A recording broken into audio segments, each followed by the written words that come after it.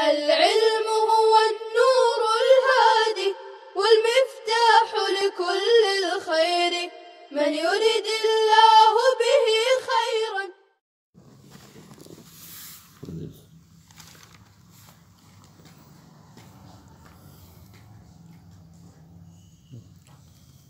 بسم الله الرحمن الرحيم.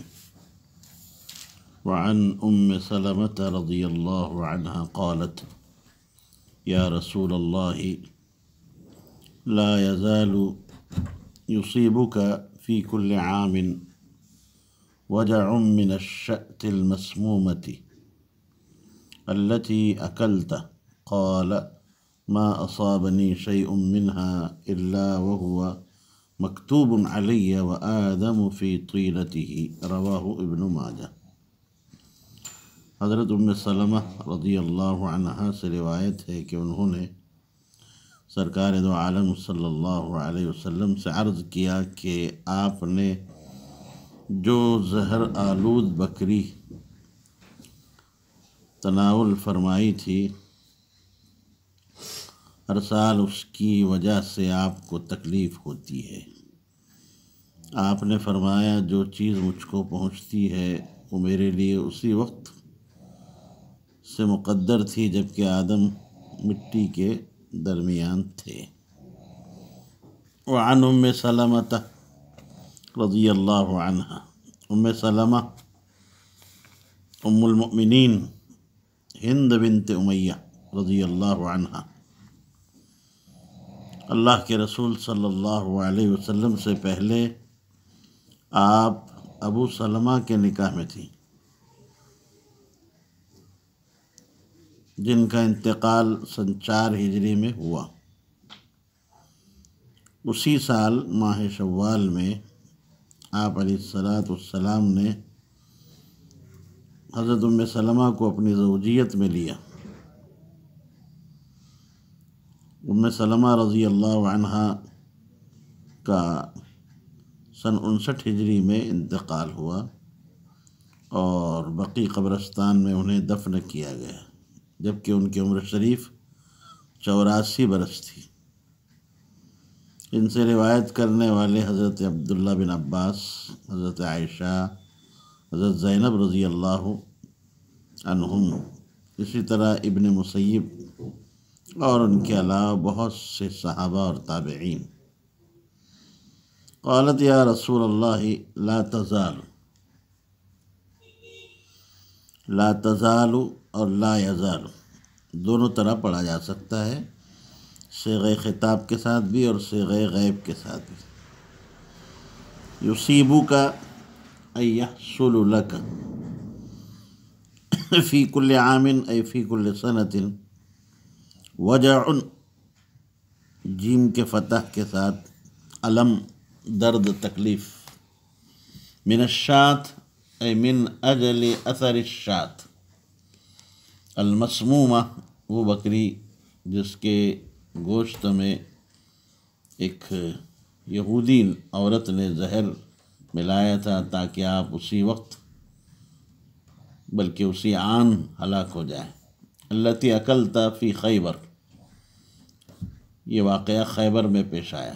قال: ما اصابنی شیء منها ای من تلک الشاة، اس بکری کے گوشت کے کھانے کی وجہ سے کوئی تکلیف نہیں پہنچتی، یا من تلک الاکلہ الا وهو مکتوب علی، میرے لیے پہلے سے یہ مقدر تھی، جس حال میں کہ آدم فی طینتہ، کہ آدم علیہ السلام ابھی گارے مٹی کے درمیان تھے۔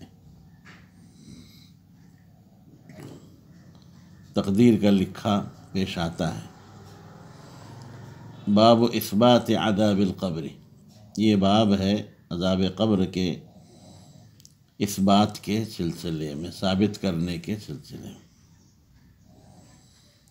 یاد رہے کہ عالم کی 3 قسمیں ہیں، 3 طرح کے عالم ہوتے ہیں۔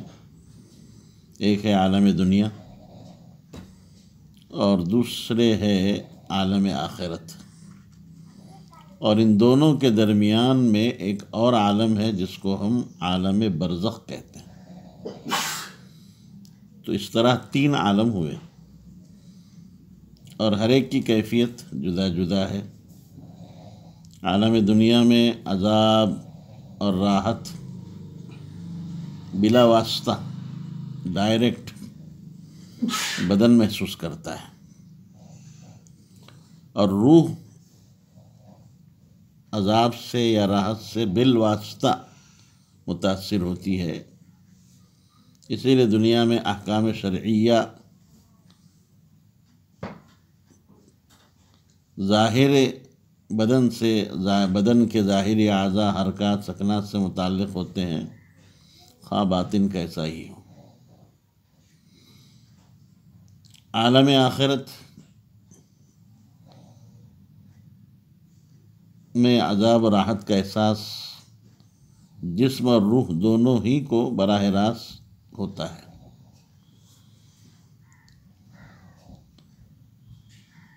اور ایک تیسرا عالم ہے دونوں کے درمیان، عالم برزخ۔ عالم برزخ میں عذاب و راحت کا احساس براہ راست روح کو ہوتا ہے، اور بدن روح کے تابع ہو کر عذاب و رحمت کا احساس کرتے ہیں۔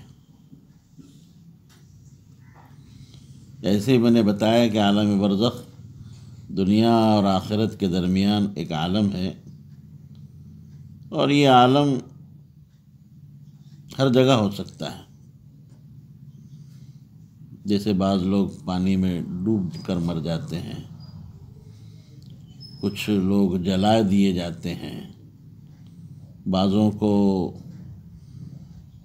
درندے کھا جاتے ہیں، ان کی بظاہر کوئی قبر نہیں ہوتی، ان پر عذاب مسلط کیا جاتا ہے، اور وہ بھی عذاب کو محسوس کرتے ہیں۔ ہرگز یہ مطلب نہیں ہے کہ جن لوگوں کو زمین میں دفن کیا جاتا ہے صرف ان پر ہی عذاب ہوتا ہے، اور جو لوگ دوسرے طریقوں سے جلا کر کہیے یا جو ہے کسی اور طریقے سے دوسرے طریقوں کو اختیار کرتے ہیں، وہ عذاب سے بچ جاتے ہیں، ایسا نہیں۔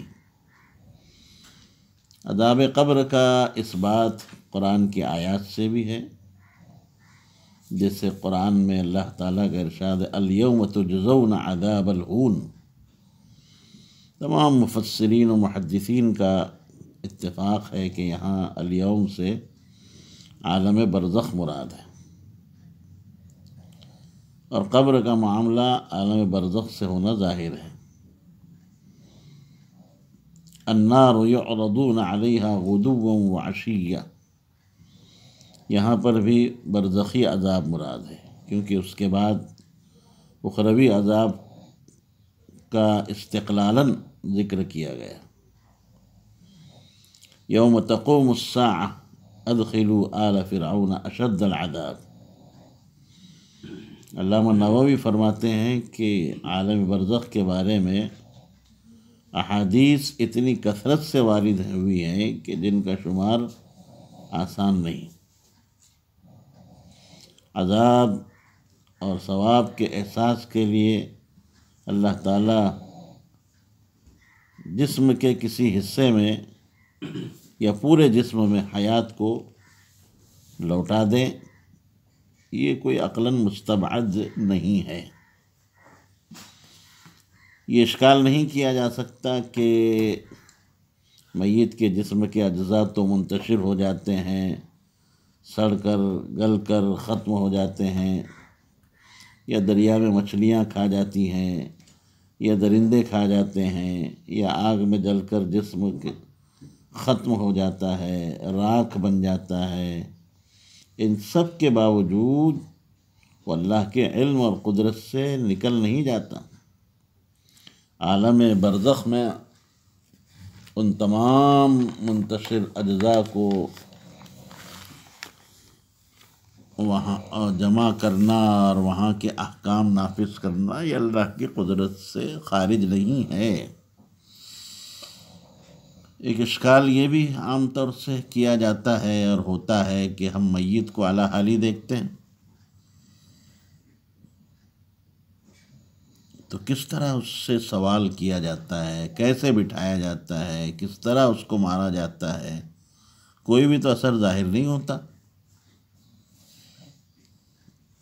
اس اشکال کا جواب یہ دیا گیا ہے کہ ہم اپنی اس ظاہری حیات میں بھی اس کا مشاہدہ کرتے ہیں۔ مثلاً کوئی خواب دیکھنے والا شخص خواب میں دیکھتا ہے کہ اسے کوئی مار رہا ہے، وہ نیند ہی کی حالت میں بحالت خواب چیختا ہے، ڈرتا ہے، اور ڈر کی وجہ سے اس کا جسم پسینہ پسینہ ہو جاتا ہے، گویا کہ براہ راست سونے والے کی روح اس سے متاثر ہو رہی ہے، اور بدن پر بھی اس کے آثار نمودار ہو رہے ہیں۔ اس طرح کبھی خواب دیکھنے والا لذت کو بھی محسوس کرتا ہے، اور ایک خواب دیکھنے والے کے قریب بیٹھنے والے کو اس کا کوئی احساس تک نہیں ہوتا، پاس بیٹھنے والے کو مارنے والا نظر نہیں آتا۔ اسی طرح عذاب قبر جو دراصل روح پر ہوتا ہے، وہ اگر نظر نہ آئے تو اس کا یہ معنی نہیں کہ عذاب کا وجود ہی نہیں۔ آپ دیکھیے بجلی کے کھٹکے میں بجلی نظر نہیں آتی، آتی ہے؟ نہیں آتی، مگر جب بٹن دبایا جاتا ہے تو بلب روشن ہو جاتا ہے، پنکھے گھومنے لگتے ہیں۔ تو اس کا یہ مطلب نہیں ہے کہ بجلی کا وجود ہی نہیں، اگر وجود نہ ہوتا تو بلب روشن ہونے کی صورت میں یہ آثار کیسے نمایاں ہوتے؟ ایسا ہی معاملہ عذاب برزخ کا ہے۔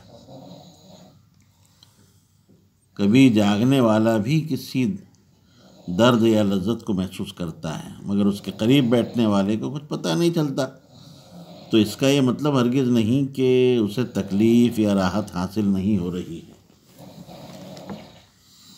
حضرت جبرائیل علیہ السلام رسول اکرم صلی اللہ علیہ وسلم کے پاس قرآن لے کر آتے ہیں، وہی سپرد کرتے ہیں اور چلے جاتے ہیں۔ حضرات صحابہ کرام میں سے کوئی ان کو نہیں دیکھتا، تو اس کا یہ مطلب نہیں کہ حضرت جبرائیل آئے نہیں اور وحی انہوں نے نازل نہیں کی۔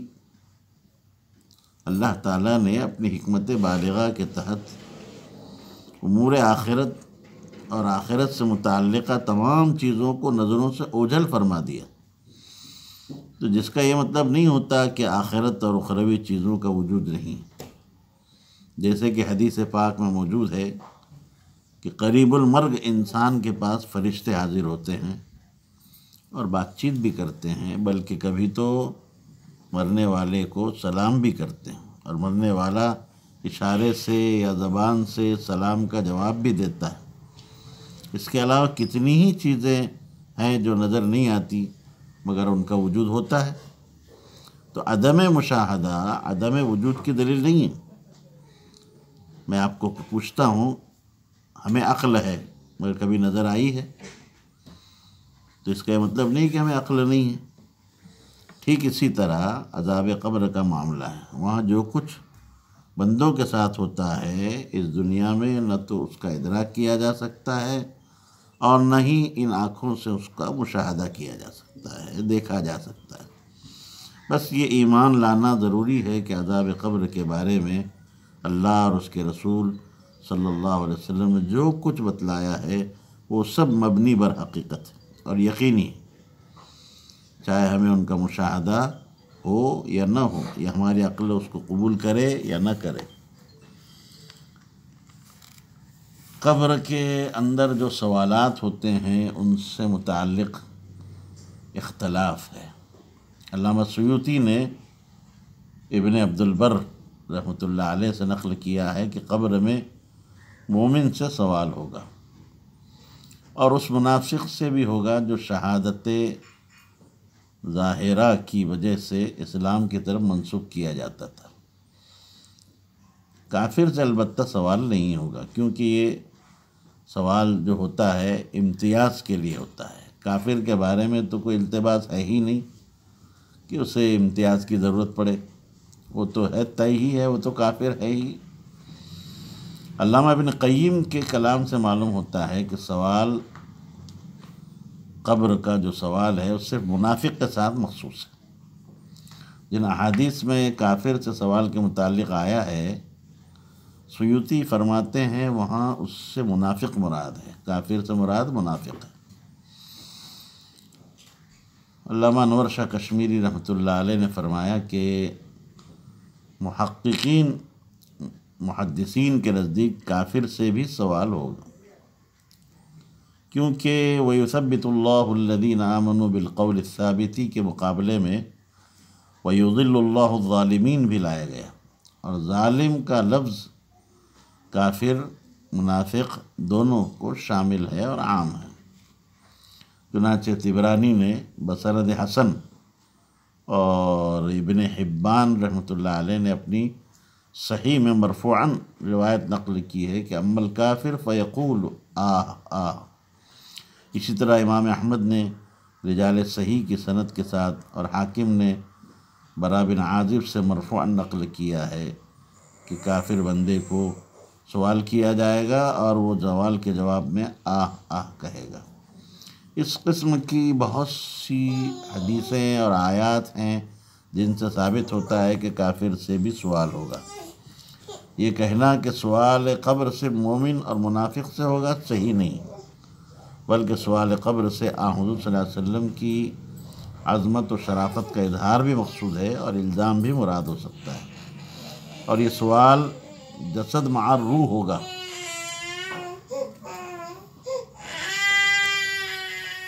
السلام عليكم، لا تنسوا الاعجاب بالفيديو والاشتراك في القناة تشجيعا لنا لنستمر بنشر المزيد إن شاء الله.